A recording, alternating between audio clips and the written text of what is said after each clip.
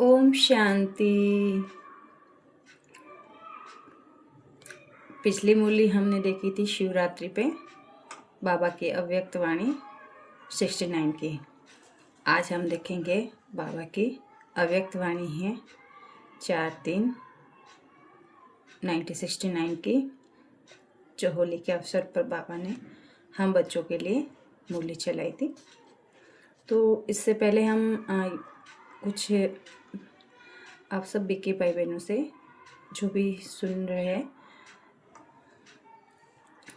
बताना चाहेंगे कि आप अगर 69 की पूरी मूल्यों की वीडियो देखना चाहते हैं तो वह आप इस चैनल के प्लेलिस्ट में जाके आप पूरी वीडियो देख सकते हैं। आप अगर चैनल को सब्सक्राइब करेंगे तो आपको हर रोज़ अपलोड होने वाली वीडियो के लिंक आपको मिल जाएंगे और उसकी नोटिफिकेशन आपके पास आ जाएगी।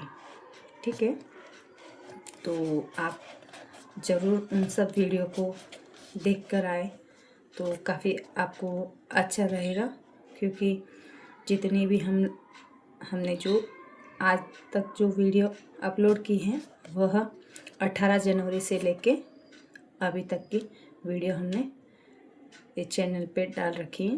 तो आप उन सब वीडियो को पहले ज़रूर देखें, फिर इस वीडियो को देखें तो आपको सब अच्छे से बाबा की वाणियाँ समझ में आ जाएगी। अच्छा, ओम शांति। आज हम होली के अवसर पर बाबा ने जो मुरली चलाई है उसके बारे में बात करेंगे। तो आज बाबा ने ये बताया कि आज आपकी खास होली है क्या, होली कैसे मनाई जाती है, होली मनाने आती हैं। संगम पर होली कौन सी है, वर्तमान पाठ अनुसार होली कैसे मनाएंगे, वर्तमान समय कौन सी होली मनाने की आवश्यकता है। होली में कई बातें करनी होती हैं, रंगा भी जाता है, जलाया भी जाता है, साथ साथ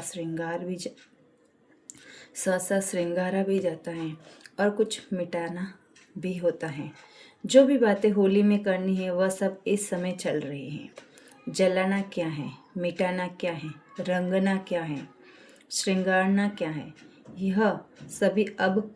यह सभी कर लेना, इसको कहा जाता है मनाना। इस चारों बातों में से कुछ कमी है तो मनाना नहीं कहेंगे। होली के दिनों में बहुत सुंदर सजाते हैं। कैसे सजते हैं, देवताओं के समान आप सभी सजे हुए हैं। सजावट में कोई कमी तो नहीं है। सजावट में मुख्य होली का श्रृंगार कैसे सजावट में मुख्य होली का श्रृंगार कौन सा होता है।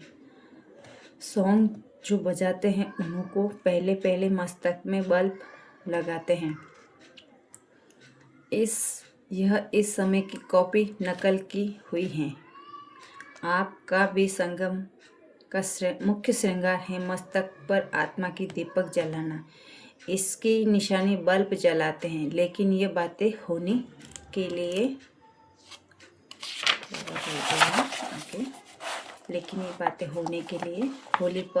होली का अर्थ याद रखना है। होली जो कुछ हुआ वह हो गया, हो लिया। जो सीन हुई है होली अर्थात बीत चुकी। वर्तमान समय जो पॉइंट्स ध्यान में रखनी है वह यह है, होली की अर्थात ड्रामा में ढाल की जब जैसे मजबूत होंगे तब वह रंग भी पक्का लग सकेगा। होली का अर्थ जीवन में नहीं लाएंगे तो रंग कच्चा हो जाता है। पक्का रंग रंगने के लिए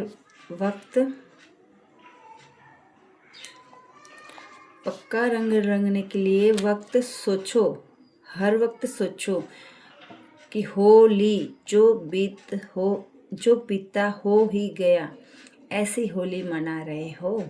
वाह, कभी कभी ड्रामा के सीन देखकर कुछ मंथन चलता है, ज्ञान का मंथन दूसरी बात है, लेकिन ड्रामा के सीन पर मंथन करना क्यों, क्या, कैसे, यह किस चीज़ का मंथन है। दही को जब मंथन किया जाता है तब कुछ मक्खन निकलता है। अगर पानी को मंथन करेंगे तो क्या निकलेगा? कुछ भी नहीं। रिजल्ट में यही होगा कि एक तो थकावट, दूसरा टाइम वेस्ट। इसलिए वह हुआ पानी का मंथन। ऐसा करने के बजाय ज्ञान का मंथन करना है। साकार रूप में लास्ट दिनों में सर्विस की मुख्य युक्ति कौन सी सुनाई थी? घेराव डालना, डबल घेराव डालना है। एक तो वाणी द्वारा सर्विस का, दूसरा अव्यक्त वाणी आकर्षण, अव्यक्ति आकर्षण का। यह ऐसा घेराव डालना है जो न खुद उनसे निकल सके न दूसरे निकल सके। घेराव डालने का ढंग अभी तक प्रैक्टिकल में दिखाया है। म्यूजियम बनाना तो सहज है। म्यूजियम बनाना यह कोई घेराव डालना नहीं है, लेकिन यह अपने अव्यक्ति आकर्षण से उनको घायल करना, यह है घेराव डालना। अभी चल रहा है, अभी सर्विस का समय भी ज़्यादा नहीं मिलेगा। समस्याएं ऐसी खड़ी हो जाएगी जो आपके सर्विस में भी बाधा पड़ने की संभावना होगी। इसलिए जो समय मिल रहा है उनमें जिसको जितना सर्विस करनी है वह अधिक से अधिक कर ले, नहीं तो सर्विस का समय भी हो जाएगा, यानी बीत जाएगा। इसलिए अब अपने को आप ही ज़्यादा से ज़्यादा सर्विस के बंधन में बांधना है। इस एक बंधन से अनेक बंधन मिट जाएंगे। अपने को खुद ईश्वरीय सेवा में लगाना चाहिए, औरों के कहने से नहीं। औरों के कहने से क्या होगा? आधा फल मिलेगा, क्योंकि जिसने कहा अथवा प्रेरणा दी उसकी भाईवारी होगी, है ना। दुकान में अगर भाईवारी यानी साझेदार हो तो बंटवारा हो जाता है ना। एक तो है वह मकान मालिक रहता है, इसलिए अगर किसके कहने से करते हैं तो कार्य में भाईवारी हो जाती है। मतलब बाबा यहाँ पे ये कहना चाह रहे हैं कि किसी के कहने से नहीं, खुद का पुरुषार्थ खुद करना है ना। अगर यहाँ पे खुद का पुरुषार्थ समय से पहले नहीं किया तो यहाँ पे समय की भाग्यवारी हो जाएगी, भाईवारी हो जाएगी। तो फिर यहाँ पे भाईवारी हो गई, मतलब हमारा बंटवारा समय के साथ हो जाएगा, तो आधा क्रेडिट तो समय ले जाएगा, फिर हम वापस वैसे के वैसे हो जाएंगे। इसलिए बाबा बोल रहे हैं कि स्वयं ही मालिक बनकर करते हो तो सारी मिल्कियत के अधिकारी बन जाते हैं। इसलिए हर एक को मालिक बनकर करना है, लेकिन मालिक बने के साथ साथ बालकपन भी पूरा होना चाहिए। कहाँ मालिक बनकर खड़े हो जाते हैं, फिर बालक होकर छोड़ देते हैं। तो न छोड़ना है न पकड़ना है। पकड़ना अर्थात जिद से नहीं पकड़ना है। कोई भी चीज़ को अगर बहुत जोर से पकड़ा जाता है तो चीज़ का रूप बदल जाता है ना। तो फूल को भी जोर से पकड़ो तो क्या हाल होगा? यहाँ पे बाबा बोल रहे हैं कि फूल को भी पकड़ेंगे तो क्या हाल होगा।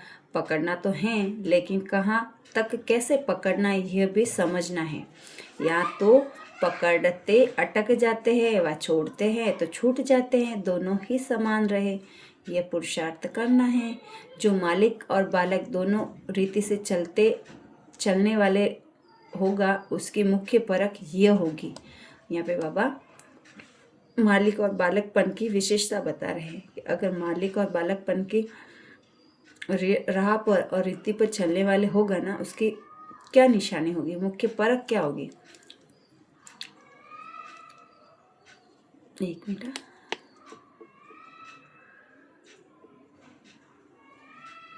एक तो निर्माणता होगी और उसके साथ ही निरंकारी निर्माण और साथ साथ प्रेम स्वरूप, यह चारों ही बातें उनके हर चलन में देखने में आएगी।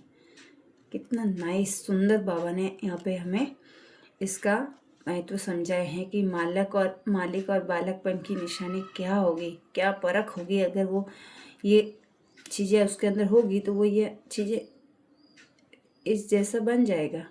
तो ये चारों वही बातें उनके हर चलन में देखने में आएगी। अगर चारों में से भी कोई भी कम है तो कुछ स्ट्रेस की कमी रहेगी।